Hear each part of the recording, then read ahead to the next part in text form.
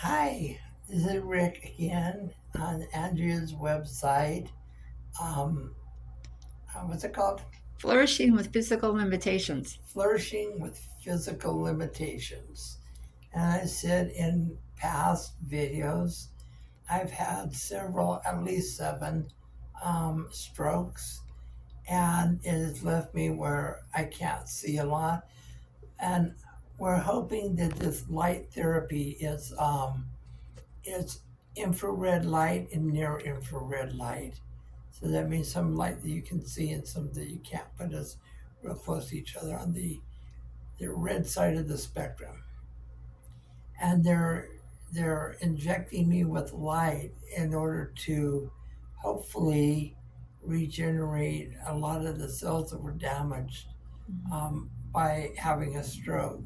I have been having problems um, seeing and keeping my balance over the last couple days, so that hasn't been good. But on a different video that I will show you, um, I talked to some 60 to 70 people about how God still shows up when sometimes we think that God doesn't show up, and we say things like, why would God allow me to have a stroke if he's a loving God? Well, he is a loving God, and is through these kind of things and through the people that help us out and stuff that we see the kindness and the grace of God all around us. And a lot of times we forget that we live in a world that is pretty much owned by Satan. And we have to remember that even though Satan is the prince of the power of this air, that God is still the king and Jesus is still the Lord. So we have to remember that, and we have to just say, okay, things are going really bad for me, but this will not last forever. Andrea's asked me to show you some of the light things. So this this is the weight that just holds it down on me. And this is the light thing. I don't know if you can actually see the light or not. But this is the light thing they put on me. I'm gonna put the weight back down because it's supposed to be there. And and this light puts light into different parts of my body, and it regenerates some of the cells within my body, hopefully inside of my brain as well. In a little while, they'll be putting some pinpoint lights all around my head, which are trying to heal my head. So anyway, this is a new upcoming technology that is getting more and more people are using it. And so I don't know if it works or not. It does make me feel different, so I know it's doing something, and we will over time we'll find out. And explain to us, Rick, any improvements you may have had in your vision. Is Igor changing color, changing shape? Is it diminishing? Is it growing? Is it multiplying? Any changes you've had since you had your stroke back in May when Igor first showed up? So it's interesting. Igor seems to change. By the way, for those of you that don't know who Igor is, um, about a quarter of my vision in my lower right side is dead. Like right now, looking at the camera, I cannot see my hand right here. So, and I call this dark spot Igor. Now, a lot of times I will see animals or something that looks like animals walking across where this dead spot is. So it seems like my brain is trying to put stuff into that dead spot. One time, I actually saw a palm tree growing in my living room. I here do attest to the fact that I do not have a palm tree in my living room. I just don't. But it was there, clear as day. And sometimes I have people walking across my vision, and sometimes I have these little color splots just going around. It's really hard because I have to set up schedules for people to drive me places, and I have to keep asking for people to do that. And that's just not me. I'm usually the kind of person that helps other people, not the kind of person that people have to help. So that's been kind of hard on me.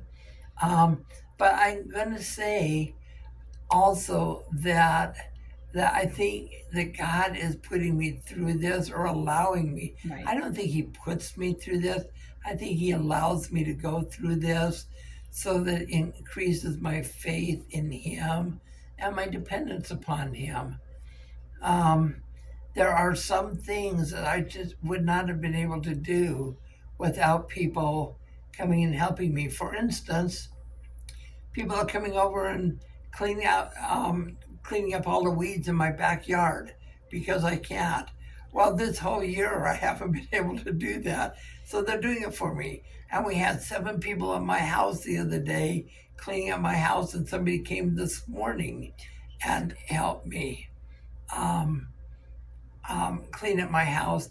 And I'm going to tell you, my kitchen stove is probably cleaner than it's been in the last 5 years. We just did with the red light array, focusing on the abdomen, gonna really touch in on that vagus nerve, which is right under between the rib cage, like right below the sternum. So now I'm gonna go in once with the infrared light, which is just gonna get deeper on that vagus nerve.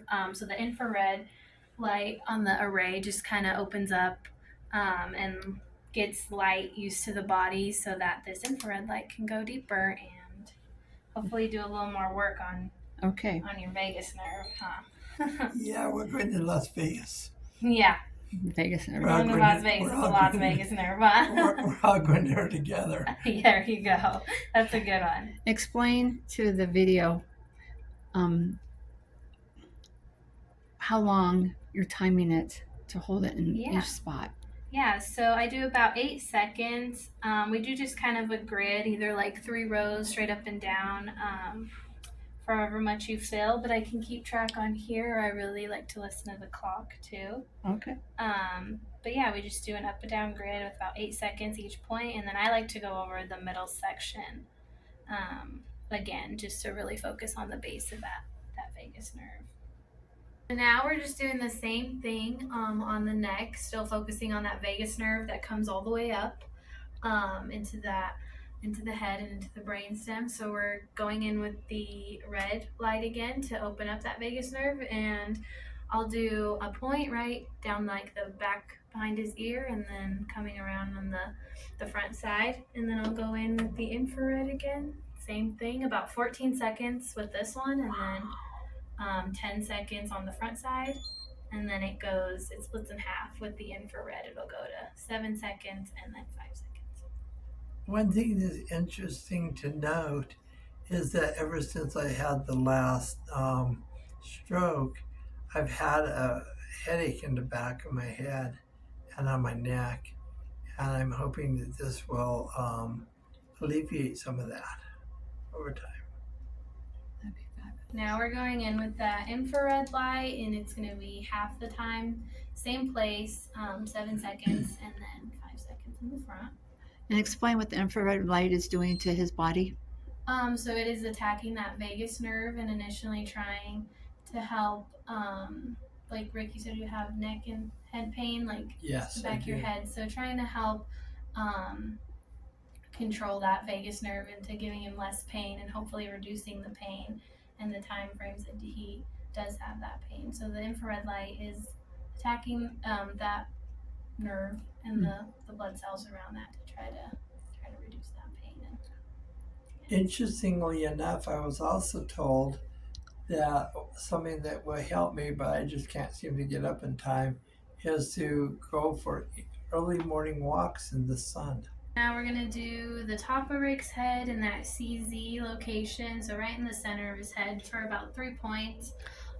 Same thing, just attacking that vagus nerve, attacking the brain, and hopefully reducing some of his pain. And then after I do the top of the head, I'm going to go and do the back to do the occipital lobes, which will hopefully help his vision. I know he has trouble with seeing on the left side, is it?